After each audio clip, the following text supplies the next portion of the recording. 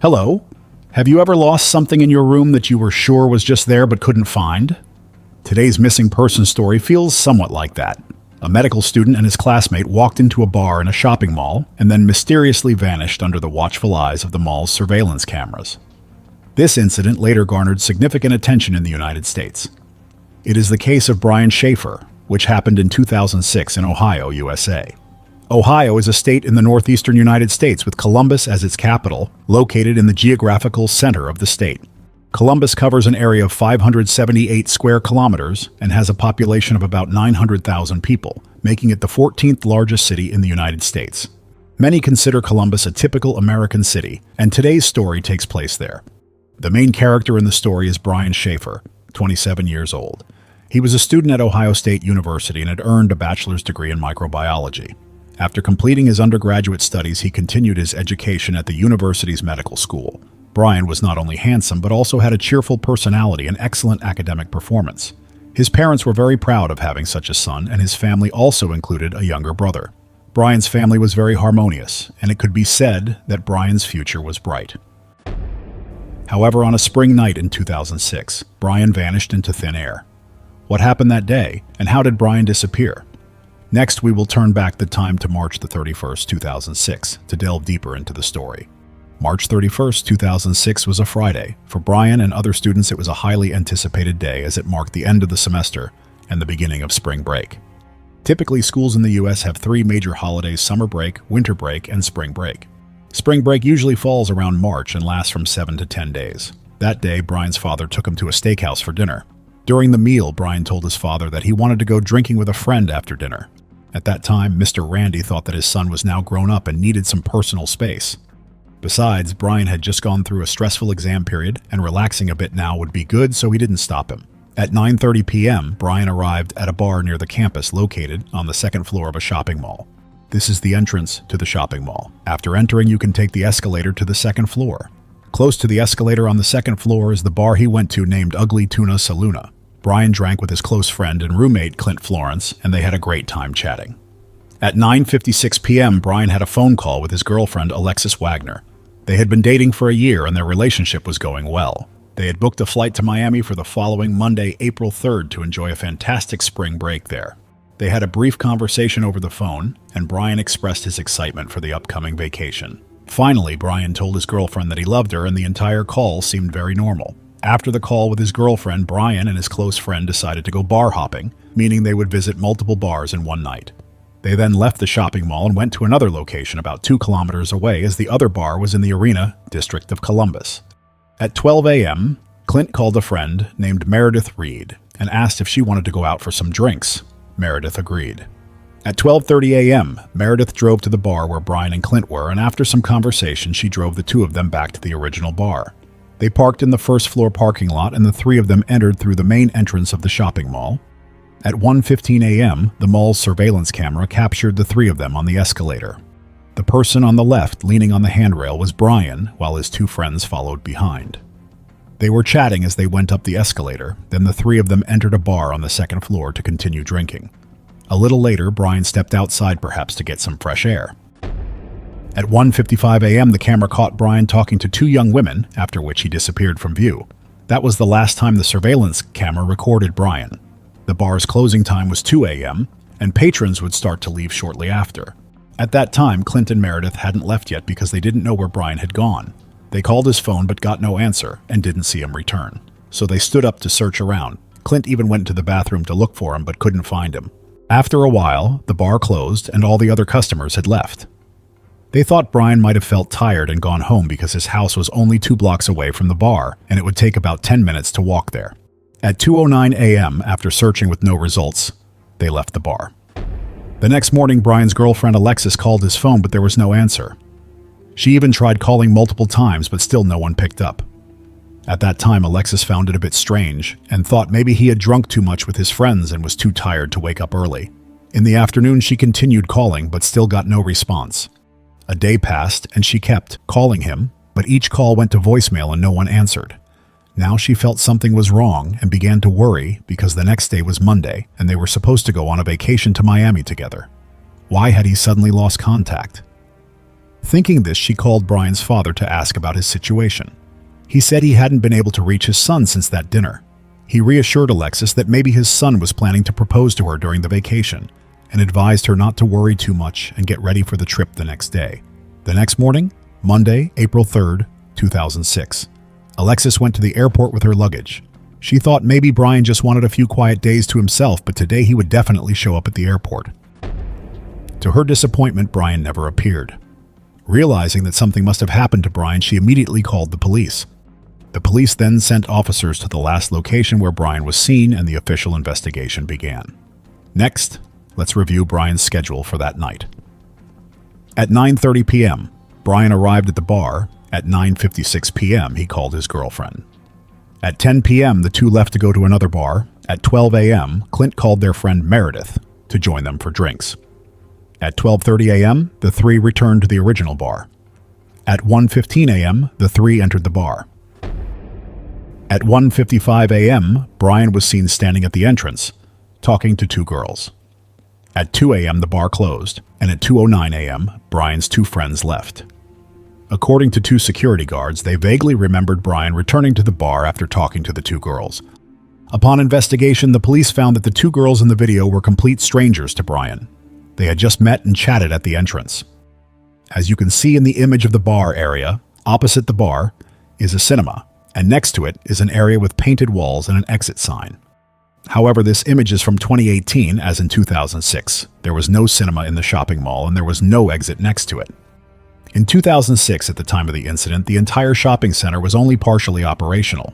Only the bar on the second floor and a few other shops were open, while other areas were under renovation or vacant. The only way to enter and exit the shopping center was through the main entrance, and then by escalator. If one entered and exited this way, it would certainly be caught on camera. However, the surveillance cameras only captured Brian entering the building and not leaving it that day. Theoretically, Brian could have walked through an unopened construction area and exited through the building's construction hallway. This path was not monitored by surveillance cameras and was typically used by construction workers during the day. At night, the construction area was pitch dark as there were no lights, and it was difficult to see the way. There were also clear warning signs outside the construction area. Under normal circumstances, people wouldn't enter such an area if they saw these warnings. However, the police brought in sniffer dogs to search, but found no evidence that Brian had passed through the construction area and exited the building. Columbus is an area with the most surveillance cameras in the entire state of Ohio. The police searched the nearby streets and collected surveillance footage from other shops, but still found no trace of Brian. They also interviewed Brian's friends and family, asking all the tough questions about his relationships, temperament, recent unusual behaviors, and even questions about drugs, enemies, and his vulnerabilities. It turned out that his mother had died of bone cancer 4 weeks earlier, which had left Brian deeply saddened recently. However, his girlfriend mentioned that during their phone call on Friday night, she didn't notice anything unusual in his mood. His two friends who were with him that night also thought he seemed normal and okay. His mobile phone, credit card, and bank account hadn't been used since his disappearance. Those involved began to lose hope that he might still be alive, as there had been no information about him up to that point. Discussions about the case continued on social media, and people proposed many different theories. One theory suggested that Brian might have accidentally died from drinking too much while at the bar. The bar staff, fearing responsibility, could have hidden him somewhere in the staff-only area and later disposed of his body. This could explain why the shopping mall's surveillance cameras didn't capture Brian leaving the bar. He might have remained in the building, hidden in an area accessible only to the bar staff. Although the bar had closed that night, some patrons stayed behind. If something had happened to Brian, those people might have seen it. Additionally, if a customer collapsed inside the bar, someone would have surely witnessed or discovered it. The initial reaction would be to call the police, but there was a scenario that made this theory plausible. Brian's death wasn't accidental. Instead, he might have offended someone in the bar and was then retaliated against by the bar staff or management, who hid his body in a secret location. Another theory suggested that at the time, Brian was too drunk to think clearly. He had drunk too much and needed to go outside to vomit in an area where no one was around. The construction area inside the shopping mall was an ideal choice. At around 2 a.m., the construction area had no lights and was pitch dark. Brian got lost after entering, forgot where he had come from, and couldn't find the exit. He was so drunk that he staggered around the area and accidentally fell into a deep hole and became unconscious. No one could have thought that he was there to rescue him. During those days, the shopping center was under heavy construction and the workers were unaware. Therefore, they filled the holes with cement during the day and Brian became trapped in the cement.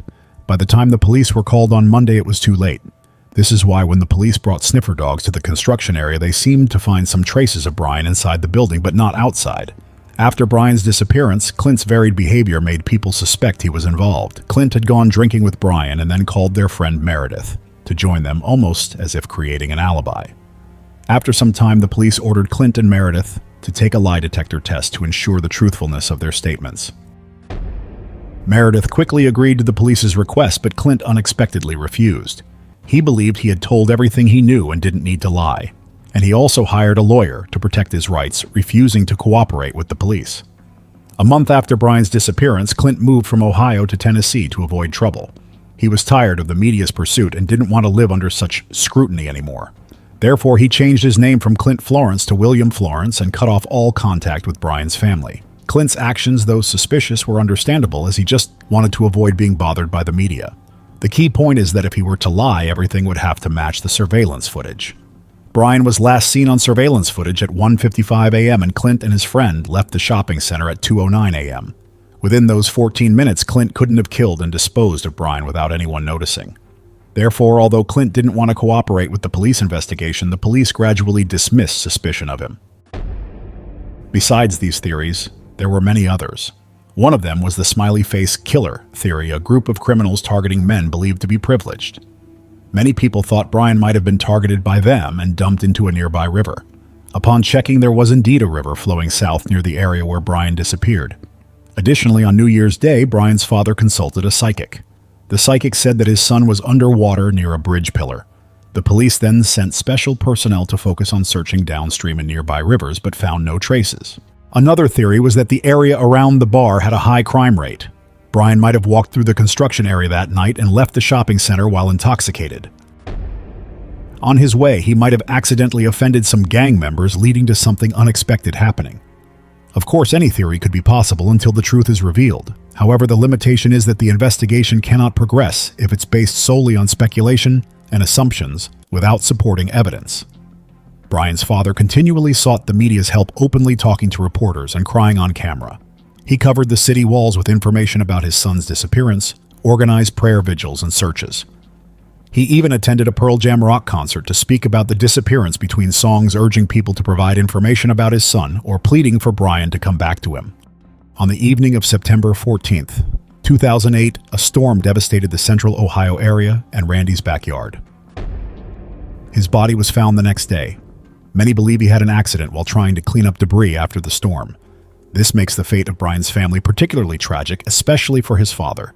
He lost his wife to cancer. A month later, his son disappeared, and 2 years after that, he faced his own misfortune.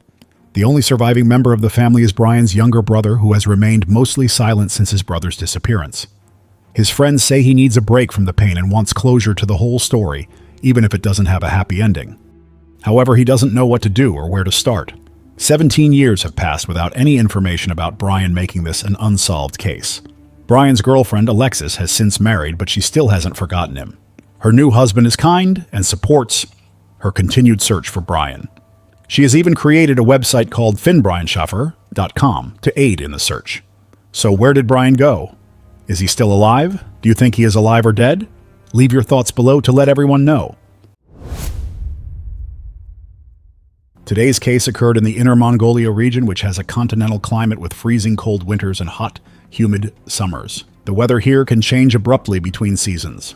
The case I'm about to tell you happened during the coldest time of the year, when heavy snowfall and frozen rivers were present. Such weather conditions cause difficulties in transportation and the daily lives of the people. This region is also highly restricted for outdoor activities during snowy days, which is why it took 12 days for the victim's body to be discovered. On November 28, 2014, in a small village called Yuan-Xian, located in the Inner Mongolia Autonomous Region, everything seemed peaceful after enduring a heavy snowstorm over a week ago. The streets were covered in thick snow, making it difficult for vehicles to move around. As a result, families stocked up on food supplies and limited their outdoor activities unless necessary. They shut their doors tightly to keep warm as the snowstorm passed. One villager went to visit a neighbor but received no response when calling out.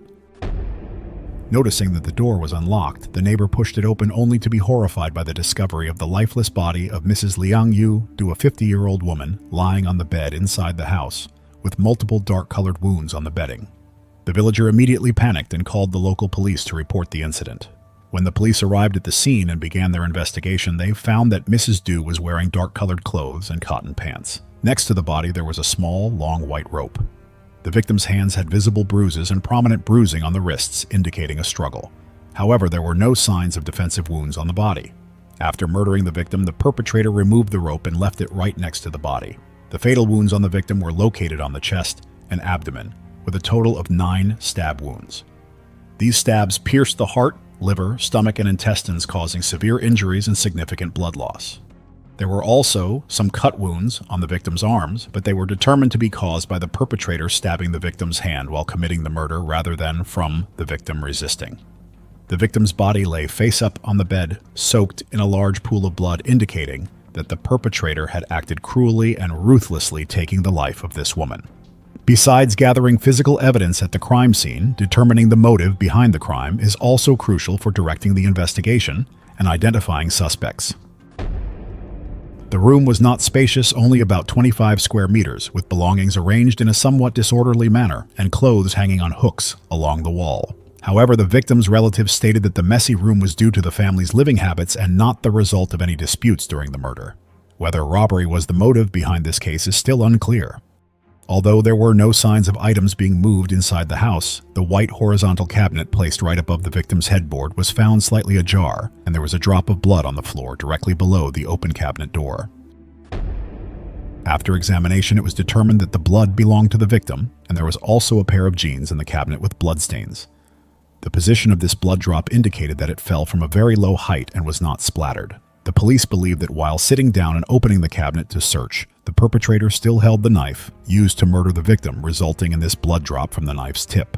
The murder weapon was not found at the crime scene in the victim's kitchen, indicating that the perpetrator may have prepared beforehand. After the attack, the perpetrator took the weapon with them when leaving the scene. The reason for this could be Mr. Bai Liu Yuan, the victim's 52-year-old husband, who had invested in a well-digging device, and the family was currently in debt. However, only close family members and neighbors were aware of this information, while the villagers only knew that Mrs. Liang Yudu's husband had a high income, and the family's financial situation was relatively good compared to other households in the village. This might lead people to think that Mrs. Du's family had a lot of money and became the target of a robbery. However, Mrs. Du's phone was still in the wardrobe, and the victim's gold necklace, gold bracelet, and gold ring were still intact. This makes the hypothesis of a robbery unlikely, and the police discovered another slightly unusual detail. Despite the cold weather, the victim was wearing a short-sleeved shirt on the upper body and cotton pants on the lower body. This is somewhat unusual because normally we dress warmly on the upper body to keep the chest, back, and abdomen warmer, while other parts of the body can be dressed more casually. In Mrs. Du's case, it was the opposite. Furthermore, the abnormal bruises on the victim's arms were not consistent with injuries sustained after death. These bruises were clearly formed while the victim was still alive. So why did the perpetrator untie the victim after Mrs. Liang Yudu's death? The fact that the perpetrator could easily control and kill Mrs. Du, combined with the fact that the items in the room were not disturbed, indicates that there was no significant struggle. When the murderer controlled the victim, it showed a significant difference in strength between Mrs. Du and the perpetrator. There were no signs of damage to the main door or windows, suggesting that the perpetrator might be someone known to the victim and allowed inside the house. Based on the degree of food digestion in the stomach and the cold winter weather in Inner Mongolia, along with other decomposition levels on the body, forensic experts estimated the time of death to be between 2040 and 2150 on the evening of November 16th, which means the victim had been dead for about 12 days before the body was discovered. Since the victim's husband worked in a well-digging group and often traveled from one district to another, sometimes working for several days or even a month, Mrs. Liang Yudu was often home alone during that time. The relationship between the husband and wife was also distant, and they did not communicate regularly. In fact, it took the police 12 days after Mrs. Liang Yudu's death to directly contact Mr. Bai Liu Yuan to inform him of her death. During the crime scene investigation, an open footprint was found on the window, which caught the attention of the investigators. It was a 4-panel glass door, and this footprint was peculiar because it was facing from inside the house to the outside. If this footprint was left by the suspect based on the direction of the toes, it was likely the footprint when the perpetrator left the scene. However, if the suspect had been let into the house by the victim, why would they climb out of the window to leave the scene instead of using the main door? To explain this irrational behavior, the police speculated that the camera system installed at the corner of the victim's room had also been removed by the perpetrator for fear of being detected, and that their crime had been recorded. One of the breakthroughs in the search for the perpetrator was the analysis of the footprint on the window. The police realized that the culprit had used the window to exit the crime scene because of the camera's proximity to the window and the camera base left outside the window, which supported this hypothesis. This indicates that the perpetrator may not have a high level of education and knowledge because they did not know that simply taking the storage drive would be enough, and there was no need to take the entire camera. The police conducted an investigation into the victim's relationships to determine prominent conflicts and disputes. Subsequently, the victim's relatives revealed that her ex-husband, Mr. Han Shu, a 56-year-old man working in Yiku, Shandong, had a hot-tempered personality. The reason for their divorce was that Mrs. Du was frequently subjected to severe domestic violence and brutal beatings by Mr. Thu. He had even used a sickle to threaten her by holding it to her neck. After enduring several instances of serious abuse, Mrs. Du decided to end the marriage. An important piece of information is that at the beginning of 2014, Mrs. Du went to Shandong to meet Mr. Shu again due to unresolved property issues after their divorce. The relationship between them was not amicable despite having separated due to emotional entanglements and Mr. Han Shu's hot temper. The police focused on investigating this man, suspecting him of having a motive for the crime. Investigators went to Yiku, Shandong, to question Han Shu, and the company he worked for provided surveillance footage showing him working in the workshop at 7:02 a.m. on November 17th. It takes at least 20 hours to travel from the crime scene to Yiku by means of transportation. This means that if Han Shu was present at the crime scene on the night of November 16th, he would not have been able to go to work at the company at 7 a.m. the next morning. Therefore, it is clear that Han Shu did not have the time to commit the crime. By excluding suspicions about Han Shu, forensic doctors obtained a sample of seminal fluid from the victim's body, and once the DNA test results are obtained, the police will continue to expand the investigation. They collected DNA samples from men who had close relationships with the victim, along with DNA samples from individuals identified as suspects. Immediately after, the DNA of a man named Su, with the surname Su, matched perfectly with the semen sample found in the victim's body. That person is Su Xiaoyang, 33 years old, single, and living about 200 meters away from the victim's house. The police interrogated Su Xiaoyang, and according to his account, his relationship with the victim was purely to satisfy sexual desires and not a romantic relationship. He was 17 years younger than the victim and maintained this relationship to fulfill his physiological needs as he was single while the victim was divorced. A day before the incident, Yang admitted to having sexual intercourse with Mrs. Du at her house. However, Su Xiaoyang has a clear alibi.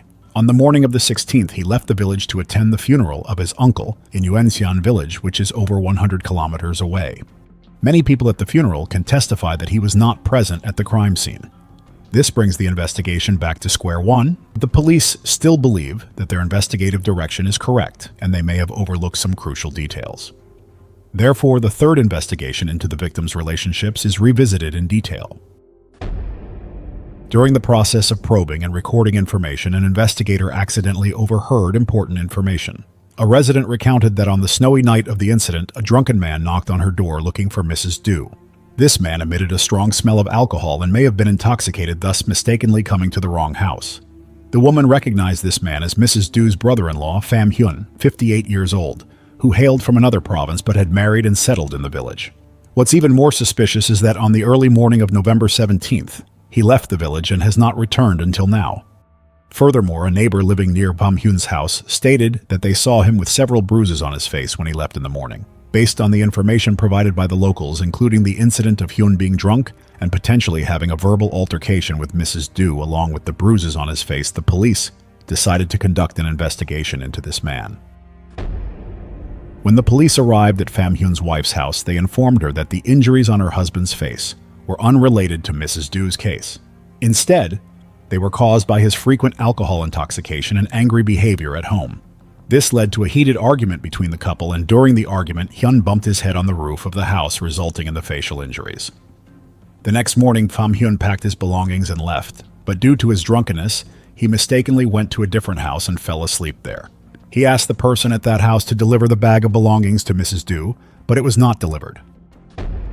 After locating Pham Hyun, the police interrogated him in detail. Despite some coincidences, the police quickly verified that Hyun was not involved in the murder case.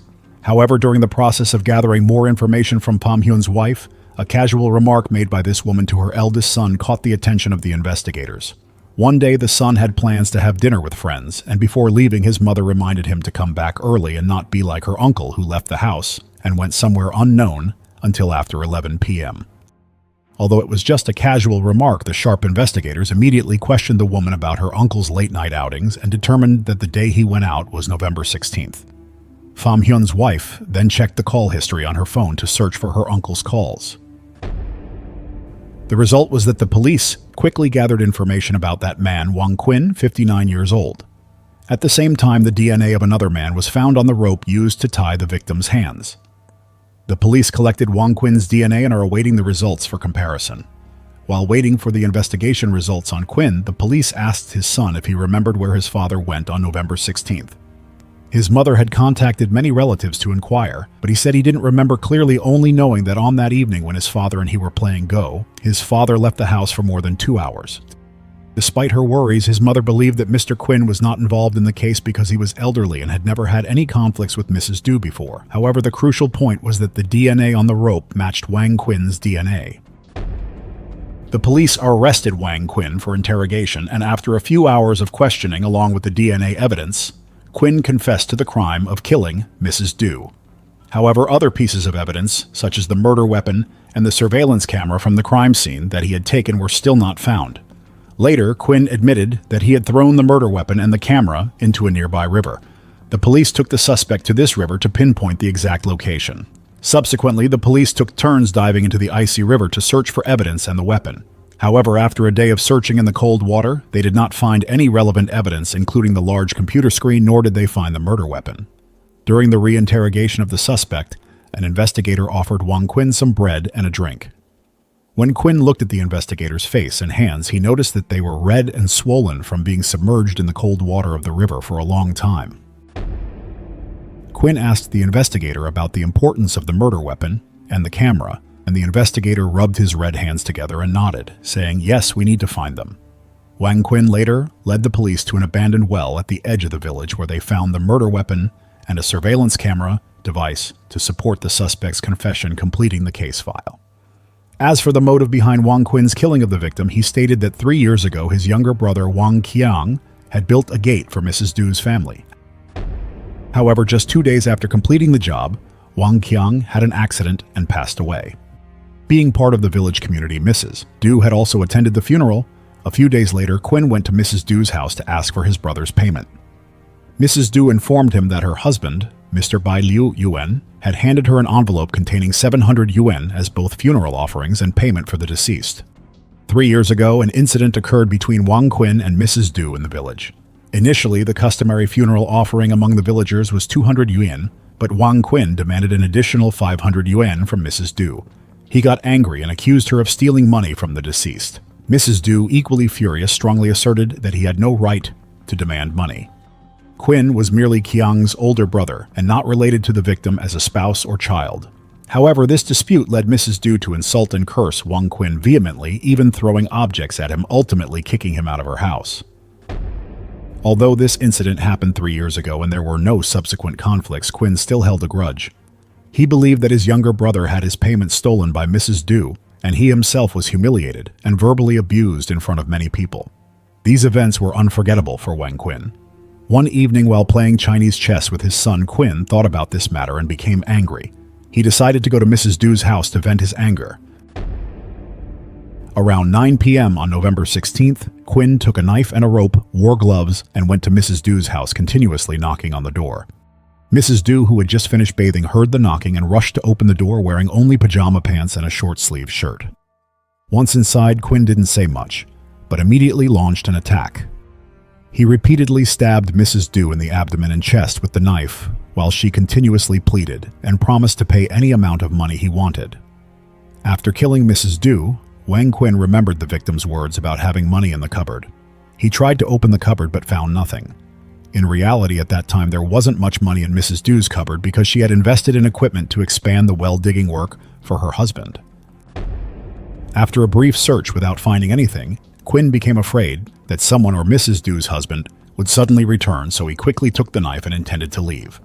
Suddenly, he realized that there was a camera in the corner of the room near the window. He instinctively removed the camera set, including the monitor. Quinn planned to leave the crime scene, but then remembered that the victim's hands were still tied with a rope. According to local beliefs, when a person dies while being bound, their soul remains bound and cannot transcend. Quinn untied the rope for the woman, then took the camera equipment, including the monitor and the broken knife, and left. Wang Quinn believed that his actions were discreet because he had worn gloves from the moment he started knocking on Mrs. Du's door. However, he didn't realize that when he prepared the tools, such as the knife and rope, he hadn't put on gloves yet. As a result, his DNA was left on the rope. Even though he wore gloves during the crime scene and didn't leave fingerprints, this rope became the evidence that incriminated him in the case. After Mrs. Du explained that the money had been placed in an envelope for the funeral offerings, Wang Quinn still believed that someone had stolen his money, leading to an argument between them. While Mrs. Liang Yudu may have forgotten about the dispute, after 3 years, Wang Quinn still remembered and felt uneasy. In this case, there was a somewhat eerie coincidence. Wang Quinn was afraid that if Mrs. Du's hands remained tied, her soul wouldn't be able to transcend, so he returned to untie the rope. In life, there are many communication situations that make us feel uncomfortable.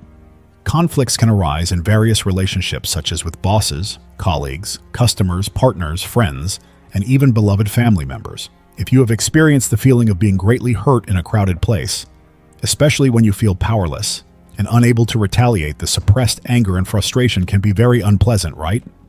Even later, when our lives have improved significantly, looking back at those events can still evoke feelings of hurt and resentment.